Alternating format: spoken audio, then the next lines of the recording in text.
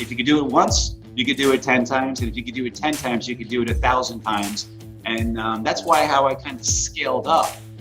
I was only like considering $100 a house, 400 houses, 40,000 a month. So the big question is this: how do most agents who don't have access to the secrets that the top agents in our industry hoard to themselves grow and prosper in today's real estate environment? That's the question. And this video podcast is the answer. I'm Pat Hyben, and welcome to Real Estate Rockstars.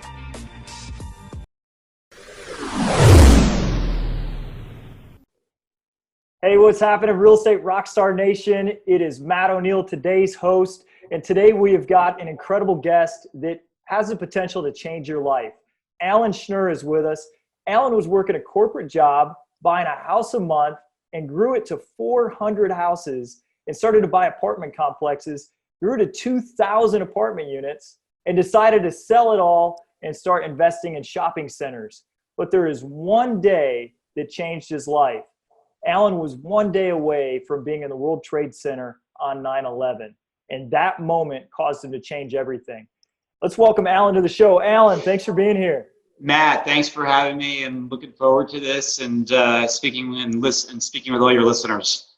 Yeah, man, me too. Alan, take us back. What happened with the Twin Towers? So listen, we all have those moments in life that things are going to change. It hurts so much, and you just can't take it anymore. And there was this time in my life where I was working on the 101st floor of the World Trade Center in the North Tower for a company called Cantor Fitzgerald as a broker.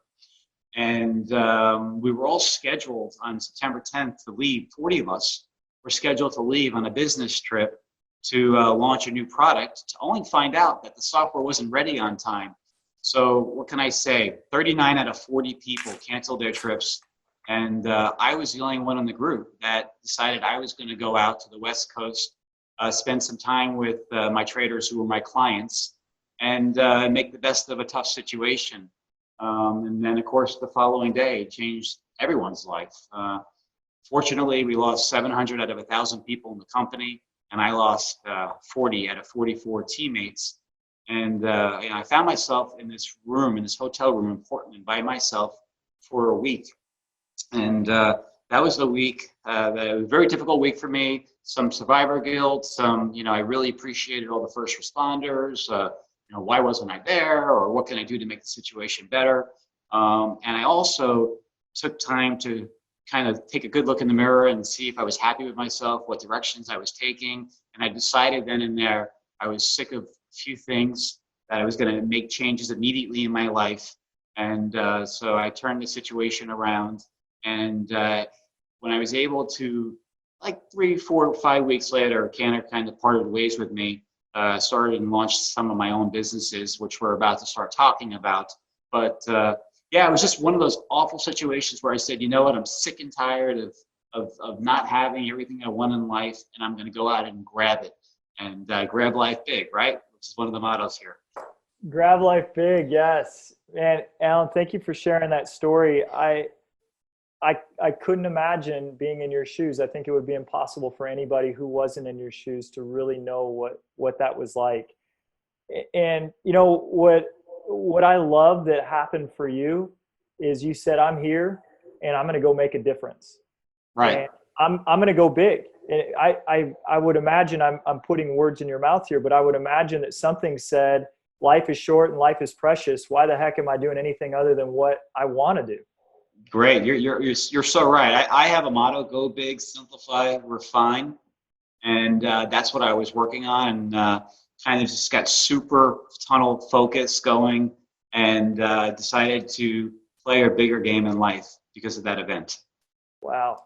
Well, let's look at what happened. So as far as your evolution of real estate investing. So take me through. How did you start? Let's just let's start with the first house. The first house. So I ended up in Houston, a New Yorker. I ended up in Houston, and I picked up a Robert Kiyosaki book, like a lot of us did. And Robert said, go to an investment club. And that's exactly what I did. I'll never forget. I was listening to some gentleman on the stage talking about buying houses 50 cents on the dollar. I was totally mesmerized and had to go to the bathroom. It's type of where, you have to go, but you don't want to miss anything, so you hold it in. Yes. Right? So but finally, I can't anymore, so I'm running out to the bathroom. And while I'm running, someone's selling like a $10,000 program. And how they're going to teach me and mentor me and do all this stuff. And I didn't have a lot of money. I was just out of a job, living in a new state, and I took out my credit card. But you know what? It worked. It worked. This guy taught me how to buy houses, and I started my own firm in the commodity business, which is like another part of the story. But the houses.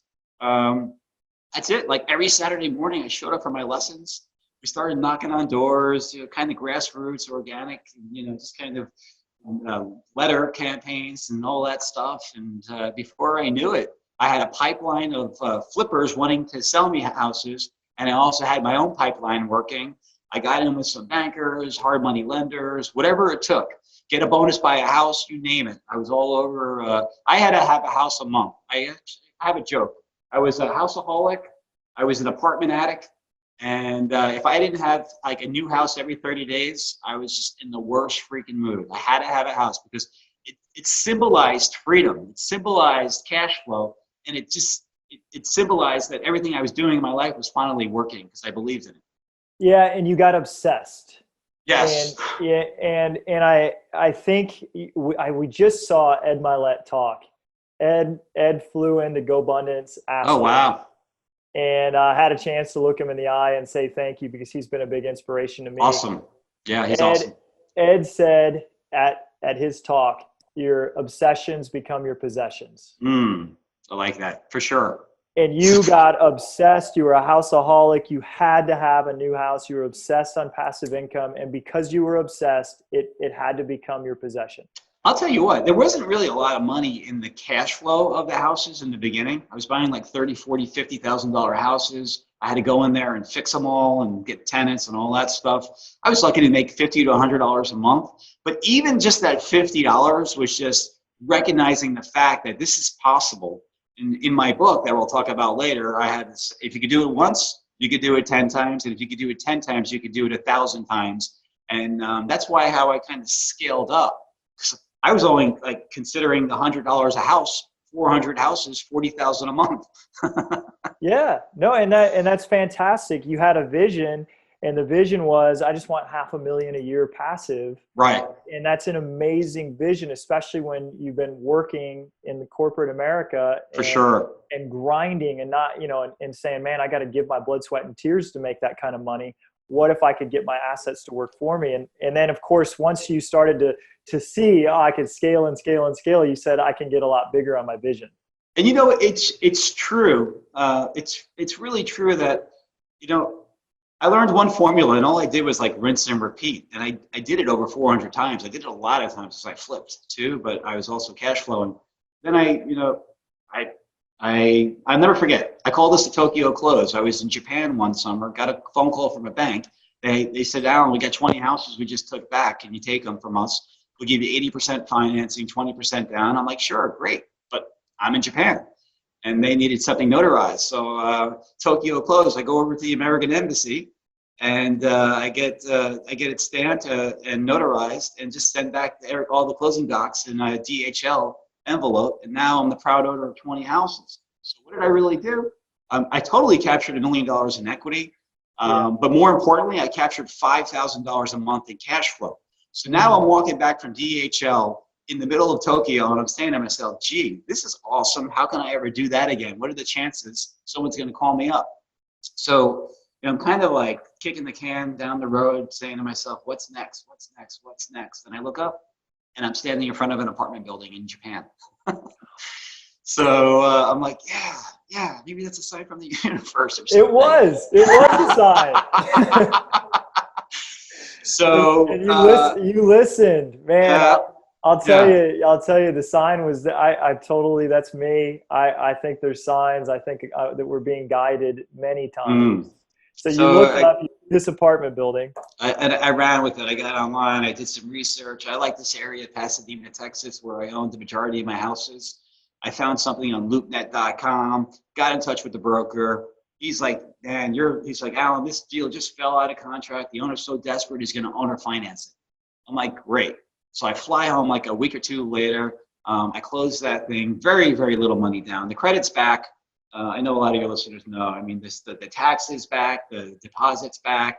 It was such a small amount of money to control like a $2 million asset in the middle of my housing portfolio. We used the leasing office, not just for the apartments, but we also used it for all the houses too, so people could come and go. And it just gave us a much more professional front.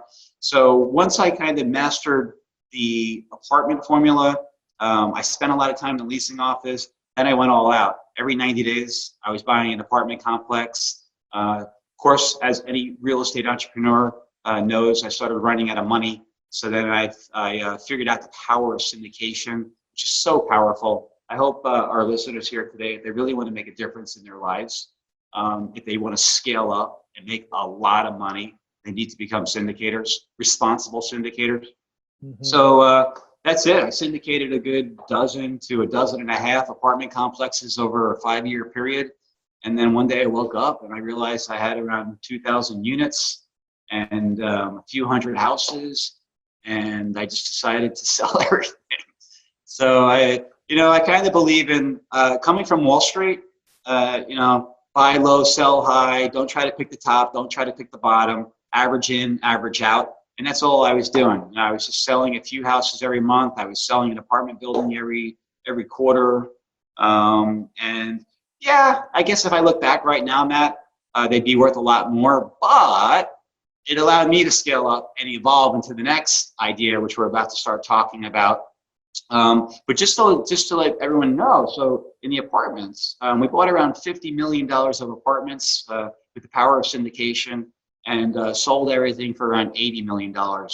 So that worked out well. I took my share from being the general partner in that deal, and I started reading about retail shopping center strips. I mean, nobody wants this stuff. It's like at the bottom of the asset class, and I'm just scratching my head. I'm like, well, I know what it's like to be in the housing business and chase rent money. So would I rather chase rent money from a bunch of guys that probably don't make, I don't know, $20,000, $30,000, $40,000 a year cutting grass in a Class C apartment building, or pick up the phone and talk to Starbucks to start negotiating a new lease? So I said, you know what? I think I'm going to give this a shot.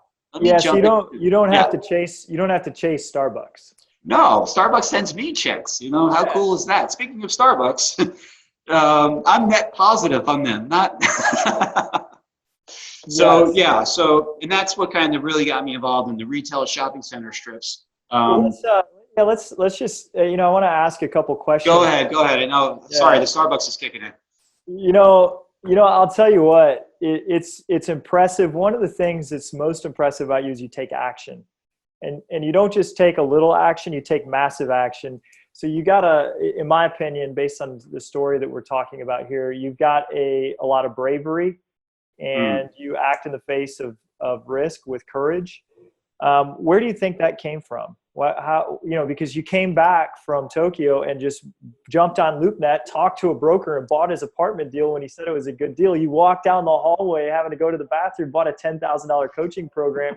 I mean, when you didn't really have the money to do it. So right. Why do you think you have that, and how could other people develop that kind of courage to take risk? Great question. And, probably because I'm afraid. Whenever I feel myself being afraid of something or a little fearful, I know that I have absolutely no choice but to take the next step forward. I have to lean into it, or else. When you are afraid, you have to take. You have to.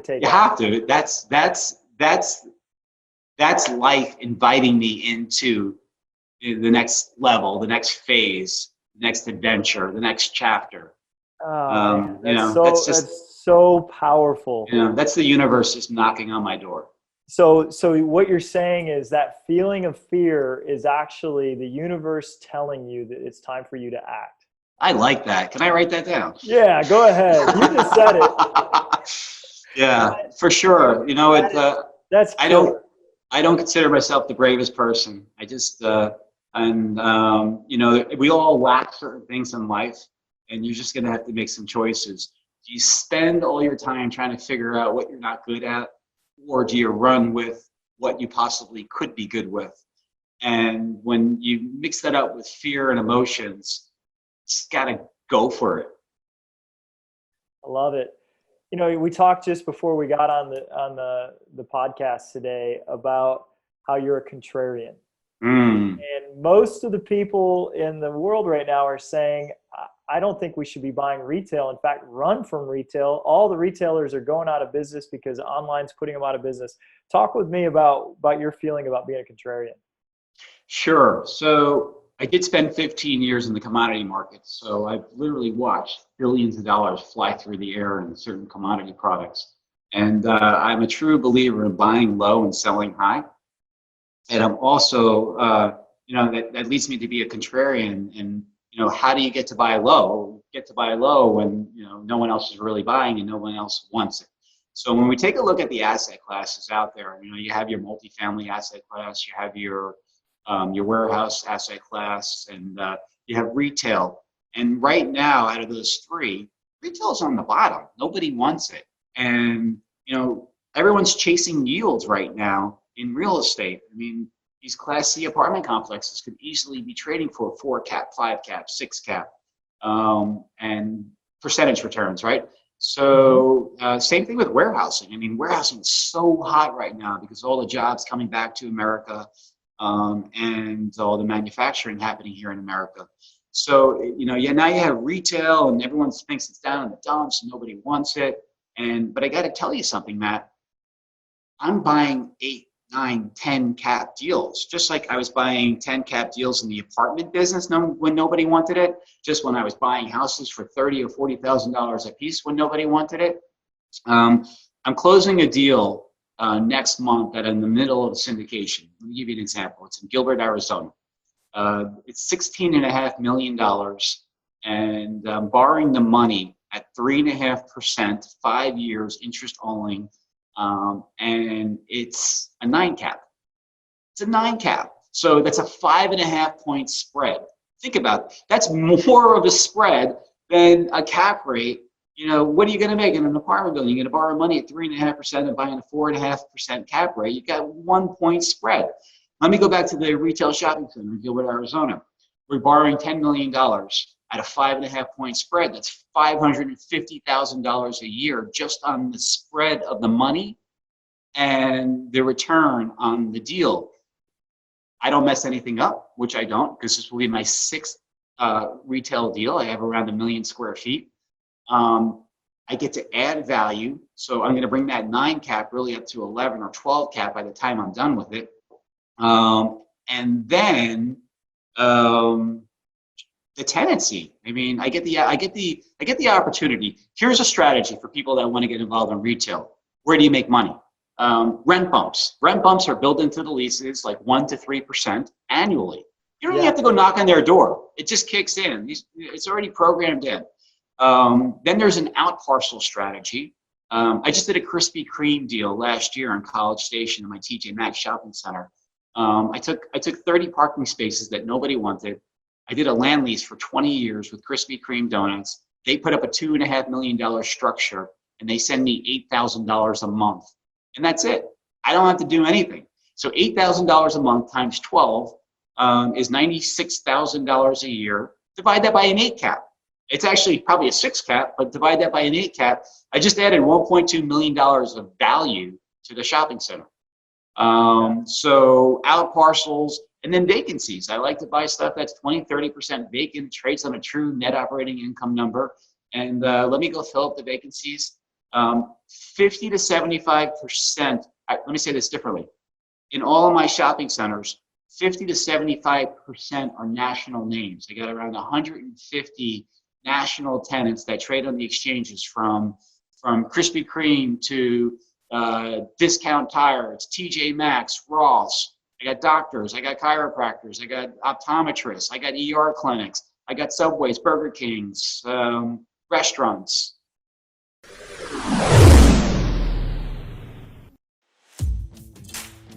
Real Estate Rockstars, this is Aaron Amuchastegui. And as you know, when you've been hearing these episodes, so many of our guests give us lots of free gifts and share the tools they've been using to become successful. We've got free real estate tools, scripts, ebooks, marketing materials, and more. We keep track of everything in our vault, and it's updated with new items each and every week. If you want access to that stuff, it's totally free for being a listener. All you have to do is go to agentsuccesstoolbox.com, agentsuccesstoolbox.com, and get your free gifts now.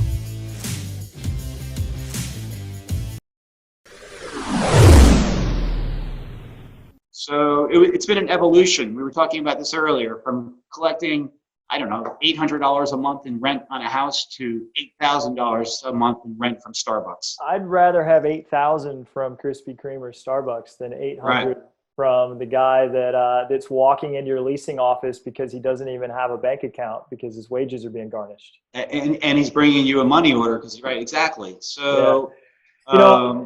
But I think that what needs to be emphasized is that you learn so much along the way that it's hard to just go from I've never bought any investment properties to I'm buying a $16 million syndication deal where I'm going to figure out how to put all these national people into my into my shopping complex. So you learn to syndicate through apartments. I did. So this all comes from the apartments. If you think about it, 16 million sounds like a lot of money, but what does an apartment complex cost these days, right? 15 to 20 million, yeah. Right? So then, talk about credibility. Now, let me just be clear. I like all real estate and I invest in all real estate, but I'm buying shopping centers that are 80, 90% full with national tenants, with national names, with leases that stand up in the court. And when it comes to the apartment buildings, it's the same thing. It's just, you got to get people over their fear, right? I hope something bad doesn't happen to them where they are forced to get over their fears, like what happened to me during my 9/11 days. But if they're going to buy, I think it's fearful to buy an apartment complex for 20 million in a 5-cap world. Yeah, no, I'd rather buy. I have a shopping center here in Houston. It's 150,000 square feet. One of the anchors is Discount Tire. I sit on Highway 59 where 300,000 cars pass a day. I mean, do we really have to worry about Discount Tire, being replaced by Amazon in front? So I like these neighborhood centers. I like the centers that just don't go away. You pick up 15, 20 acres of land. It's almost like a covered land play as well. Absolutely. Yeah. You're not going to buy tires on Amazon. Not when you need them. And you know what? People still want to get out. They want to touch. They want to taste. They want to feel. They want to be entertained. They want to go to a restaurant. They want to see a movie. They actually want to walk into a store and put something in a bag and carry it to their car. You mentioned something earlier that I think would be worth noting. Everybody's afraid of Amazon, but talk with me about how Amazon and the online retail business relates to the catalog sales business. In the 80s. Yeah, so interesting. I was reading that fact the other day. The article was referring to Sears catalog service, and if everyone can remember back in the day, catalog services and all those catalogs you receive in the mail. It's coincidentally, they took 10% of all retail business and it was going through the U.S. mail system, 10%. And to this day, right now, Amazon, or I should say all online sales are approximately 10% of all retail sales. So the numbers are identical. And even one more little fact that the article mentioned, retail sales were up for stores this Christmas season. So more people went to the stores than last year. So it's almost like the gap got a little smaller. I know things are going to be bought and sold online, but I'm telling you, this retail, it's not going away. The biggest buyer of brick and mortar right now is Amazon and internet retailers because they're trying to figure out how to grow their businesses. Yeah, I love that you shared that because 10% to me was really surprising. Right. I would have suspected it was much higher. I would have suspected we were probably, even close to 50% of. No way. Oh my gosh. Because, Not at all. And if you think because about it, that's the way that I think that I shop. I think that I shop everything online. let me put this in perspective. Most people don't even have a checking account in the United States, right? If you think about the demographics, or so people want to buy, a schmata for like 5, 10, 15 bucks, a pair of pants or a shirt or a t-shirt. You're not getting that. You're not getting that online, or most people aren't. They're walking into a store, they're picking up their underwear and their socks. So yeah, I think it's a good point. And it's possible that just because of like where we're at in our life and where my family's at with our life, time is much more valuable than money.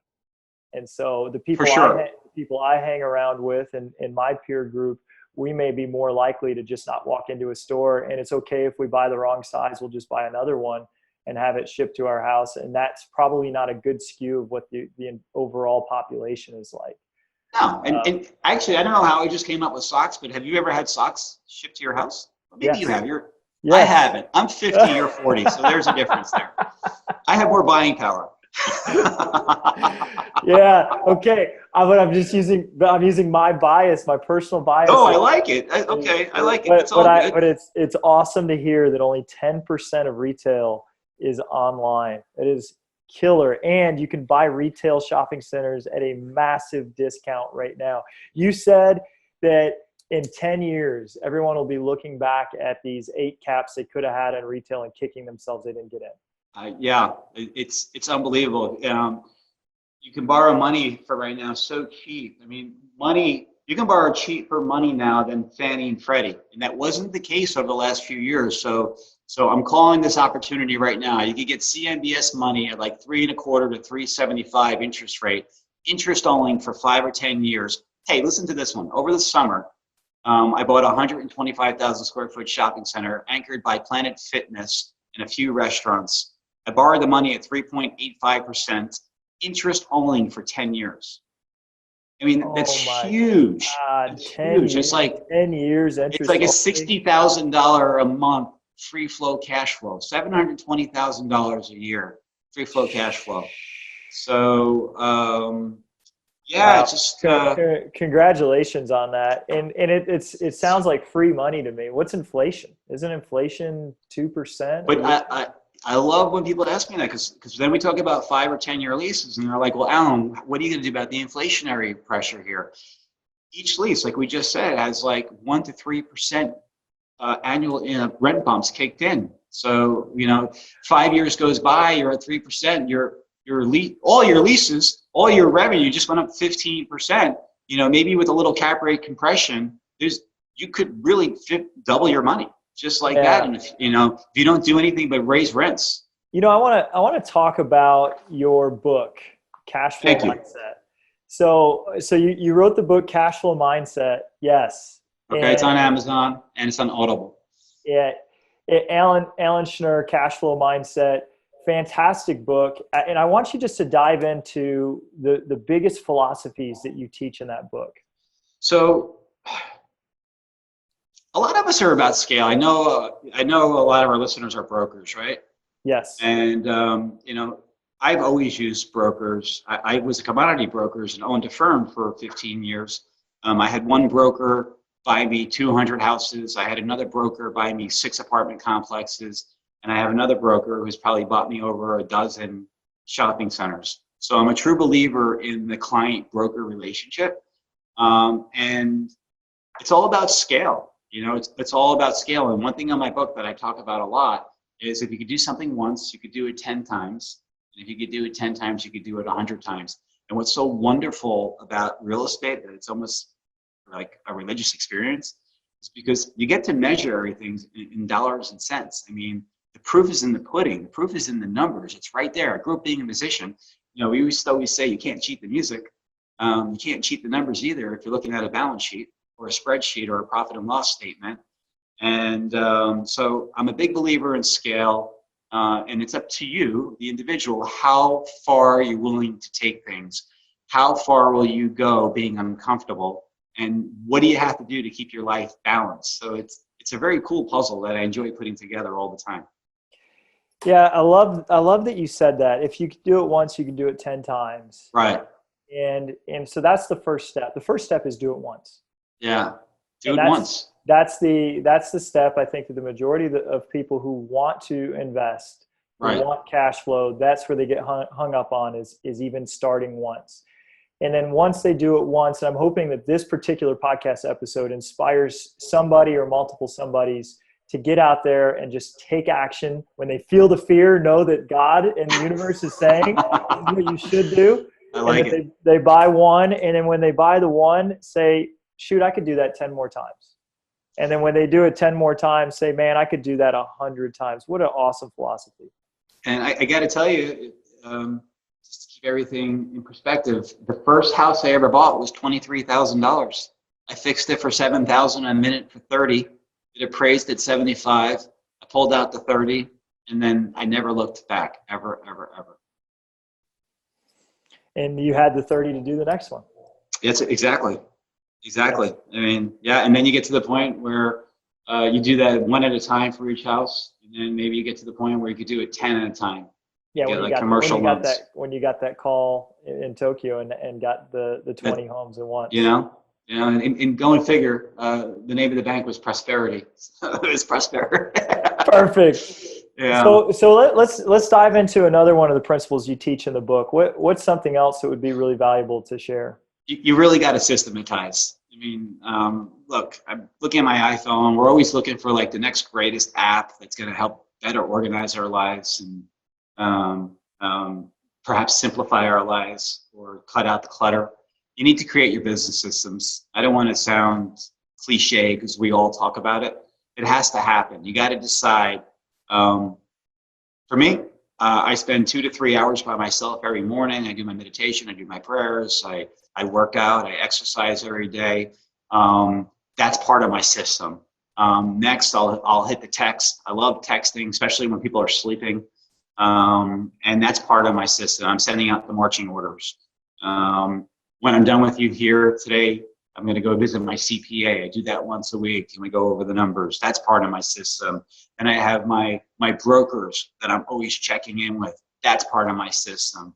So you got to decide what works for you, and you got to systematize, and you really have to do it if you really want to organize your life and make it bigger than yourself, because it's not all about me anymore. It's about me seeing other people grow their lives through inspiration, but also growing their lives with money. I mean, money matters. It does. It does. And you can do a lot more good in the world when you have a lot of money than if you don't have a lot of money. So for sure.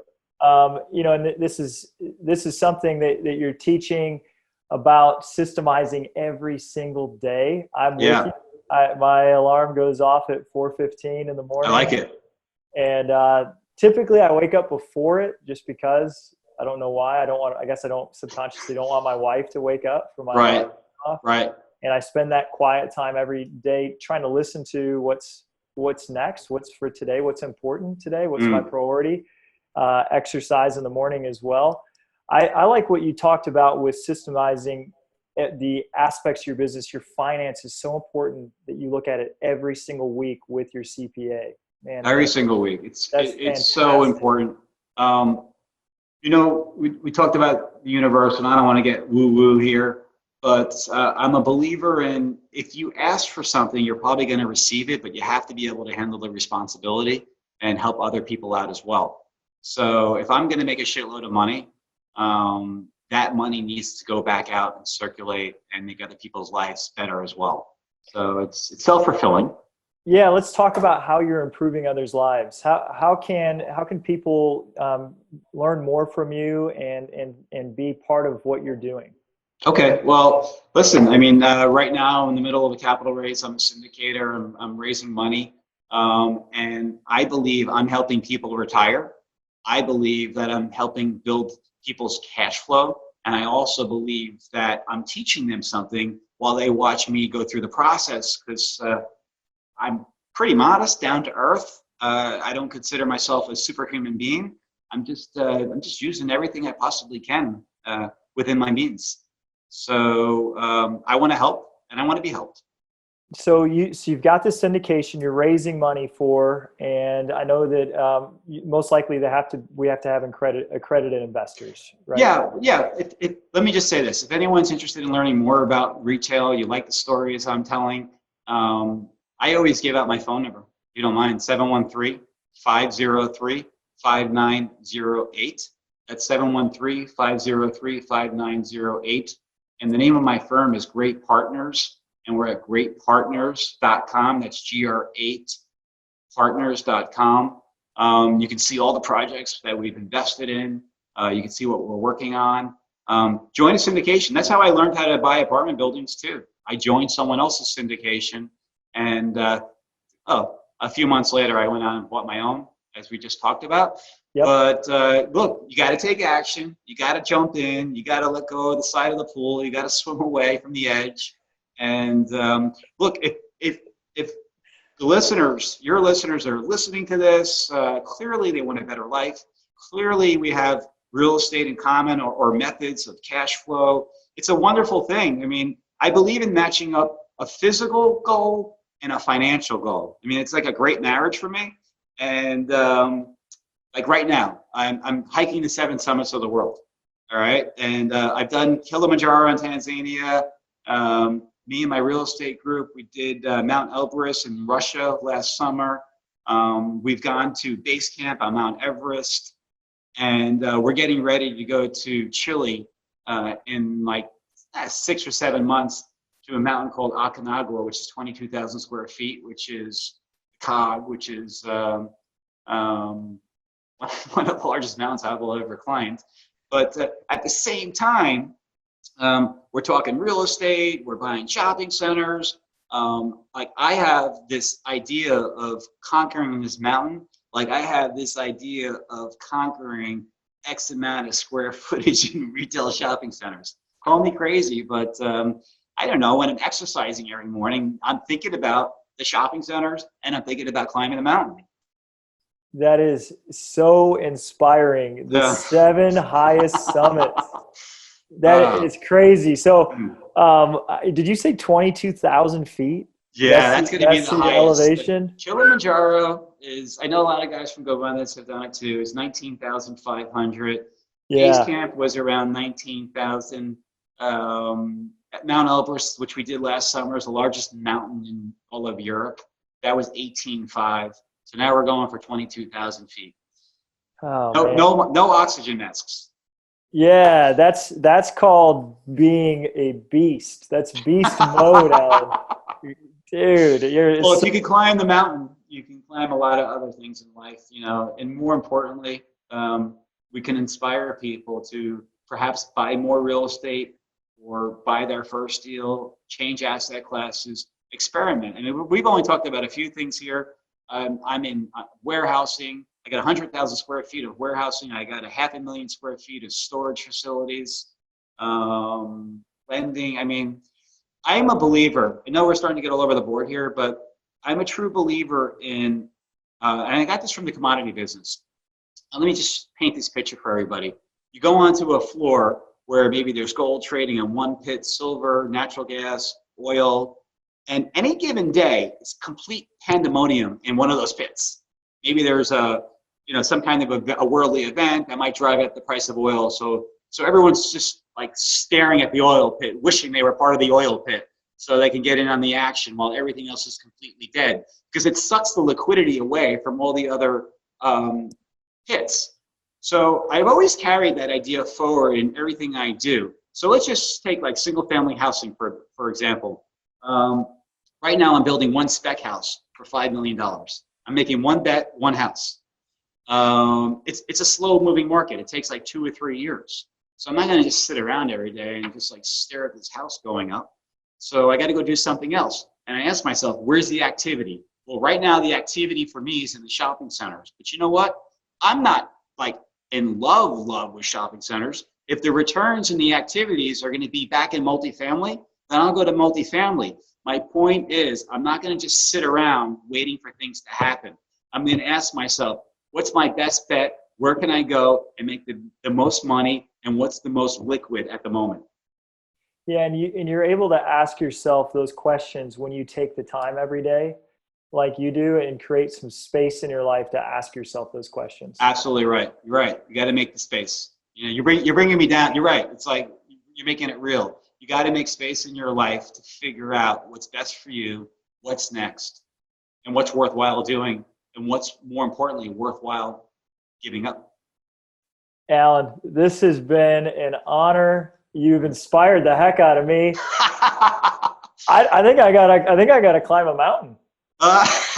Hey, listen. The name of our little group is 10X. I mean, I've always told like Mike McCarthy and David about it. Yeah. So they helped me, try to recruit a few GoBundance guys. There's like 10 of us that go. It's 10X Adventures, not the most original name, but we're not trying to be original here. We're not trying to reinvent the wheel. We're trying to match up our physical goals with our financial goals, create camaraderie, everything your group's about. Yeah. I think anyone who is lucky enough to join you guys on a mountain climbing trip will come away with a bigger and better life just being in your proximity. Awesome. Well, I've had a blast today. And again, if I could do anything to help anybody, I'm not kidding. 713-503-5908. Send me a text. I got a lot of different things going on. I love the camaraderie, the banter, and it's all good. Awesome, my brother. We'll talk to you soon. All right. Rockstar Nation, thank you for listening to Real Estate Rockstars. Listen, I need a favor. If you find this free content helpful, if you find our downloadable items from each guest helpful, please, I need you to pull out your pointing finger. Yes, the one finger that points at people, and hit subscribe. Yes, subscribe. The more subscribers we get, the better we look in the ratings, and the easier it is to get guests like Robert Kiyosaki, Barbara Corcoran, all the players that are on $1 million listing in the different cities. All that stuff makes it easier the more subscribers we get. So please subscribe. And listen, there's a lot of places you can leave comments. There's a lot of places you can like. We're on Facebook. We have an Instagram page. Instagram page is I am Pat Hyben. The Facebook is Real Estate Rockstars Radio. Feel free to leave us comments there. The most popular form of commenting seems to happen on YouTube. Yes, for whatever reason, it's a very open environment. So just go to YouTube and go to Real Estate Rockstars Radio. Leave us comments there. Some of them we will read on the show. We love your feedback. So thanks, guys, and I hope you are having a great day. Oh, and also, listen, if you're going to subscribe and you haven't already left a review on iTunes, please do that too. Have a great day, and thanks so much, Rockstar Nation. I really appreciate you.